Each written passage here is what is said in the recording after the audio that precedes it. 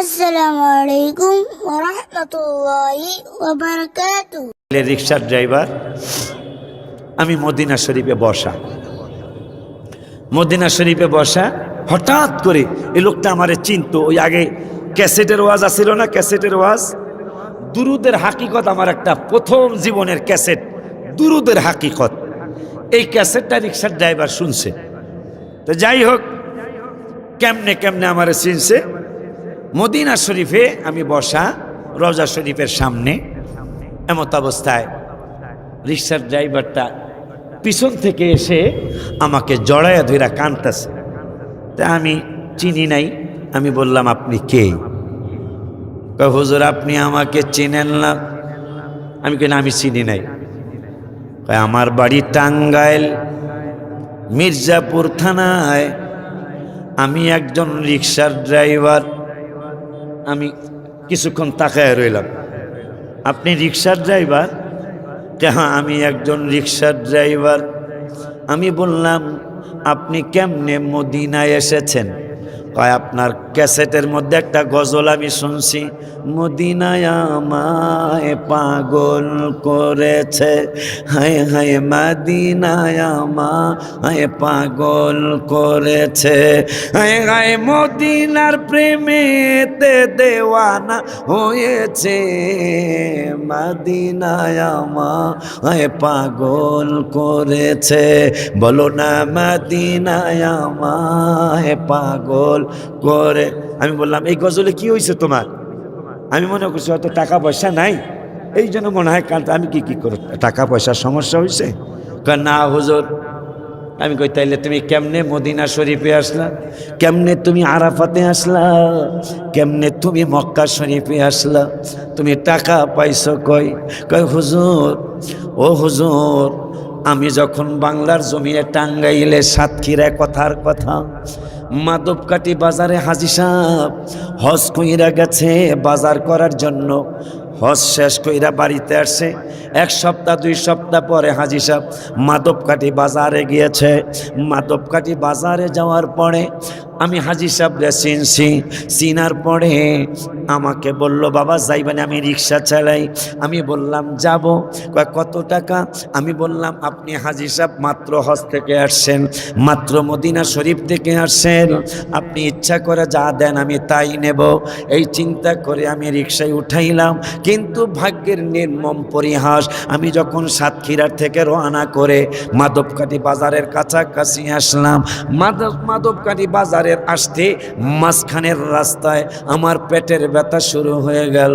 পেটের ব্যথা শুরু হয়ে যাওয়ার পরে হাজী সাহেব আমাকে ডেকে বললেন, বাবা চলো ডাক্তার শামসুল ইসলামের চেম্বারে নিয়ে যাই, চলো তোমাকে মাধবকাটির চেম্বারে নিয়ে যাই, ফার্মেসিতে নিয়ে যাই, চলো তোমার জন্য আমি ব্যথার ওষুধ কিনে দেব। আমি বললাম, বাবা। রিক্সাওয়ালা ডেকে বলে, বাবা পৃথিবীর কত ওষুধ জীবনে খাইলাম, সাতক্ষীরার ডাক্তার শামসুল ইসলামের প্রেসক্রিপশনের ওষুধ খাইলাম, কত ফার্মেসির ডাক্তারের ওষুধ খাইলাম, আজকে আমার মনে একটা ব্যথা। আমি গজলে শুনেছি। কয়, কি শুনেছ?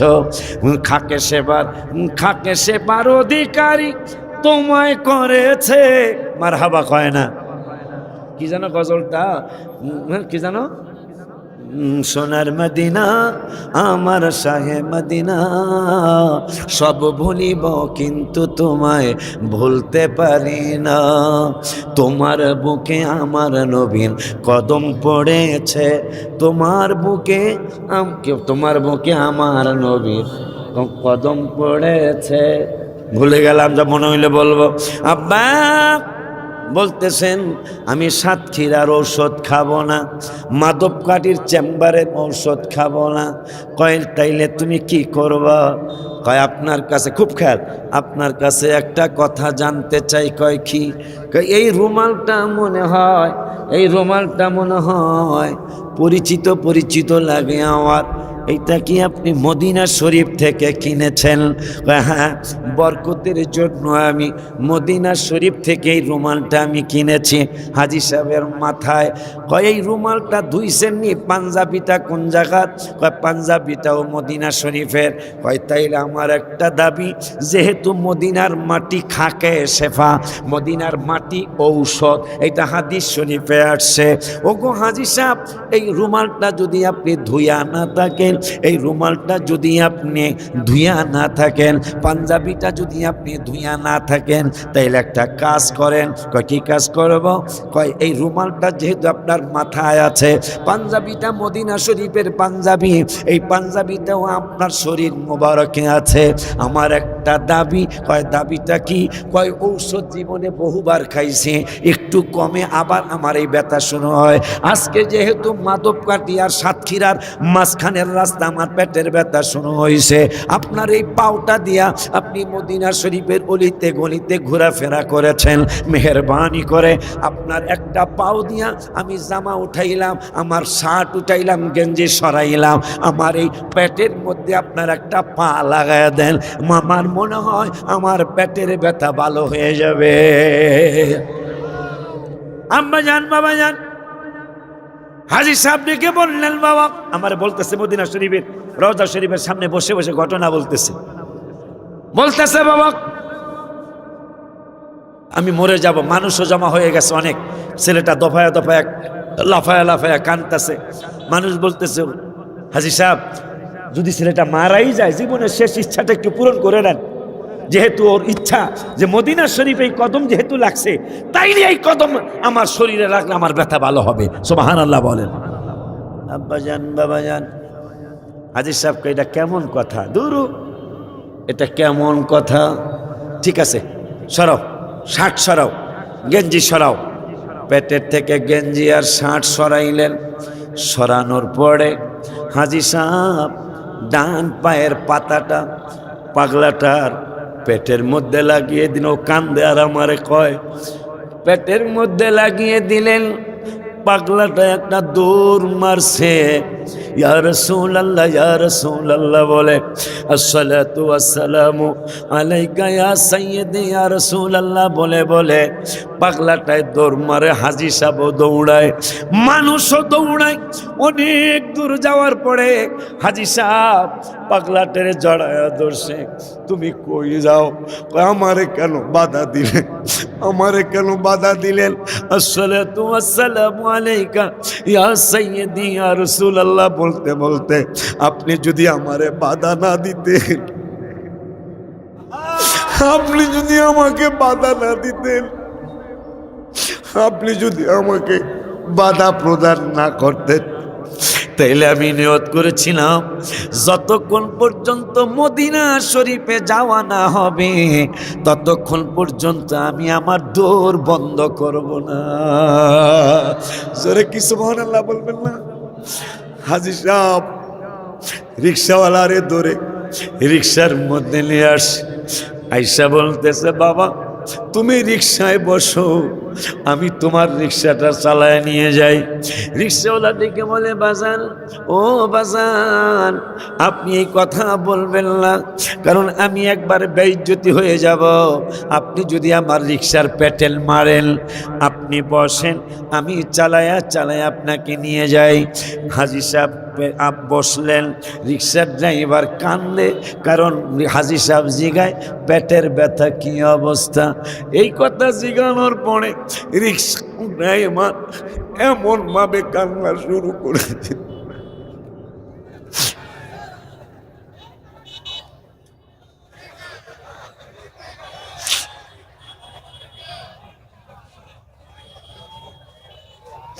এমন ভাবে রিক্সার ড্রাইভার কান্না শুরু করেছে। কয়, বাবা হাজী সাহেব, খোদার কসম, মদিনা শরীফের মাটির এত দাম, মদিনা শরীফের মাটির এত মর্যাদা, মদিনা শরীফের ধুলা বালুর এত মর্যাদা, এটা আমি জানতাম না।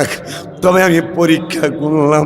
বাজান, বাজান, আপনার পা মুবারকটা, আপনার ডাইন পাটা আমার পেটের মধ্যে মাত্র ছোঁয়া লাগাইতে দেরি, আমার পেটের ব্যথা ভালো হইতে দেরি হয় না। সকলে চিল্লায় বলুন মারহাবা। আমি বললাম আপনি হজে আসলেন কেমনে? হাজী সাহেব আমাকে নিয়ে গেল বাড়িতে, নিয়ে হাজী সাহেবও কাঁদতেছে, আমিও কাঁদতেছি। হাজী সাহেব ডাক দিলেন, আমার ছেলেরা তোমরা কই? ছেলেরা 3 ছেলে দৌড় দিয়ে আসছে। বাবা আপনি কাঁদছেন কেন? রিক্সার ড্রাইভার কি আপনার সাথে কোনো বেয়াদবি করেছে? রিক্সার ড্রাইভার কি আপনার সাথে কোনো গোস্তাগি করেছে? অন্যায় করেছে, অভদ্র আচরণ করেছে? হাজী সাহেব বলল। এই কথা বলার পরে হাজী সাহেব আরো বেশি করে কাঁদতেছে। বাবা আপনি কাঁদেন কেন? আপনি বলেন, কিছু বলেন। যদি সে আপনার সাথে কোনো বেয়াদবি করে থাকে আমি একটুও ছাড় দিব না, আমরা একটুও ছাড় দিব না। আপনি বলুন কি হয়েছে? বাবা বলতেছে, আব্বা ও আমার সাথে বেয়াদবি করে নাই। আমার কান্দার কারণ হলো মদিনা শরীফের কথা। ও একজন রিক্সার ড্রাইভার, এই রিক্সার ড্রাইভার হয়ে আমাকে রিক্সায় উঠাই ও গুনগুনায়া গজল কয়, মদিনায় আমায় পাগল করেছে, হায় হায় মদিনায় আমায় পাগল করেছে, হায় হায় মদিনার প্রেমেতে দেওয়ানা হয়েছে, মদিনায় আমায় পাগল করেছে। এই গজল বলতে বলতে আর পেটের ব্যথা শুরু হয়েছে।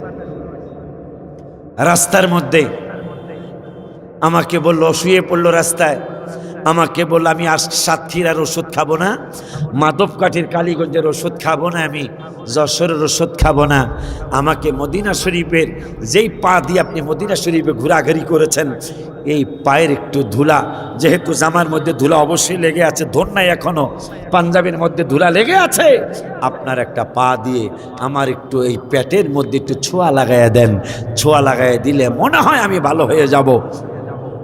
ছোঁয়া লাগাইছি, পাগলায় দৌড় মারছে, দৌড় মাইরা পাগলায় অনেক দূরে যায়, তার আমি আটকাইলাম। পাগলায় বলতেছেন, হুজুর আমাকে আটকাইলেন কেন? আমি তো এমন দৌড় মেরেছিলাম, আপনি না থামাইলে আমি একটা দৌড় দিয়ে আমি মদিনা শরীফ না যাওয়া পর্যন্ত আমার দৌড় থামাইতাম না। তা আমি বললাম, আপনি হজে আসলেন কেমনে? ডাক্তার সাহেব ডাক্তারি করে, বাজানের নিজের চেম্বার আছে, নিজের আবার আলাদা আছে, উনি টাকা আছে, উনি যাইতে পারে, কিন্তু আপনি আসল কথা বলছেন না কেন? আপনি মদিনা শরীফে আসলেন কেমনে, মক্কা শরীফে আসলেন কেমনে? বলতেছে, হুজুর আমি বলতেছি, শেষ করতেছি। কি কয়? আমি কাঁদতেছি, হাজী সাহেবও কাঁদতেছে। হঠাৎ করে হাজী সাহেব বলতেছে, বাবা আগামী বছর হজ পর্যন্ত আমি বাঁচি কি বাঁচি না জানি না, আগামী বছরের হজ পর্যন্ত যদি আমি বাঁচি, কারণ এই পাগলায় মদিনা শরীফে যায় নাই এখনো, কিন্তু এখানে একটা ব্যাপার ঘটেছে, সেটা হলো যে আমি মদিনা শরীফ দেখে আসছি, কিন্তু আমি মদিনা শরীফের জন্য এত পাগল হতে পারি নাই। এই রিক্সার ড্রাইভার মদিনা শরীফ না দেখেই এত পাগল। এই জন্য আমার একটা চিন্তা, আমি ওকে ওয়াদা করাবো, এই রিক্সার ড্রাইভার বাবা, তোকে যদি আমি মদিনা শরীফে পাঠাই, আমি তো নবীজির দিদারে আশায় মদিনার আশেপাশে অনেক ঘোরাঘুরি করেছি, মদিনা শরীফের আশেপাশে আমি অনেক ঘোরাফেরা করেছি, রওজা মোবারকের সামনে অনেকক্ষণ অপেক্ষমান ছিলাম, চক্ষু বন্ধ করেছিলাম। কিন্তু আমার বিশ্বাস, যেহেতু তুমি রিক্সার ড্রাইভার হওয়ার পরেও তুমি মক্কা শরীফ মদিনা শরীফের জন্য এরকম পাগল, এই জন্য আমার একটা দাবি তোমার দরবারে, তুমি মনে হয় মদিনা শরীফে গেলে আমার হাবিবের দিদার মনে হয় তুমি পেয়ে যাবে। সুবহানাল্লাহ কে বলবেন না? যদি তুমি আমার হাবিবের দিদার পেয়ে যাও, কোন নবীর উম্মত আপনি আর আমি কথাটা একটু ব্রেক করলাম, ইনশাল্লাহ আবার আসবো। এই নবী গত বছর বলছিলাম কিনা জানি না, আমার মনে নাই, গত বছর বলছিলাম কিনা আমার খেয়াল নাই। এবার আমি আপনাদেরকে জানিয়ে যাই, আমার কোন নবীর কথা কোরআন থেকে হাদিস থেকে শুনছেন, যেই নবীর উম্মতের ব্যাপারে আমার আল্লাহ ঘোষণা, দুনিয়ায় যেমন গুনাহ গোপন করেছি, আমি ওয়াদা দিলাম আখিরাতেও গুনাহগুলি গোপন করে দেব।